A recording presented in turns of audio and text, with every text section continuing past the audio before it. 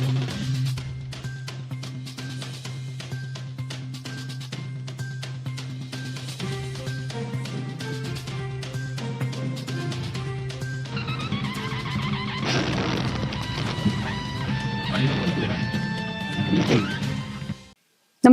आपण पाहता हिरकणी न्यूज.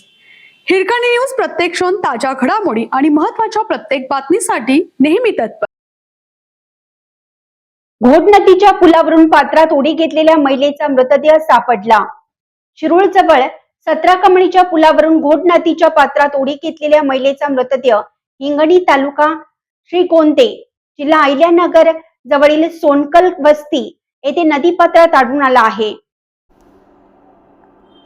मृत महिलेजवळ असलेल्या पाकिटातील काही कागदपत्रे व फोटोवरून त्यांची ओळख पटली असून कौटुंबिक कारणावरून त्यांनी आत्महत्या केली असावी असा पोलिसांचा प्राथमिक अंदाज आहे. दरम्यान 17 कमानींच्या पुलावरून महिलेने पाण्यात उडी मारली असल्याचं वृत्त आज सकाळमध्ये प्रसिद्ध झाल्यानंतर बोटकर कुटुंबियांनी शिरूर पोलिसांकडे धाव घेत विचारणा केली.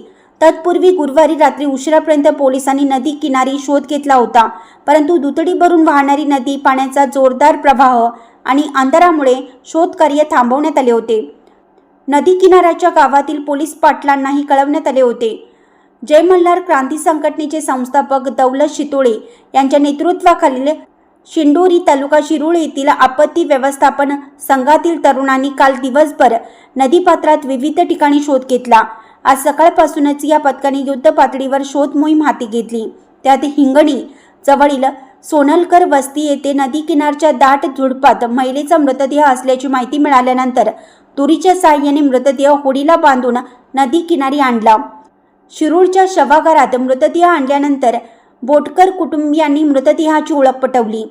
सोनलकर वस्तीजवळ ज्या भागात बोटकर यांचा मृतदेह आढळून आला ती हद्द बलवंडी तालुका श्रीगोंदे पोलीस ठाण्याची असल्याचे बलवंडी पोलिसांनी अकस्मात मृत्यूची नोंद केली.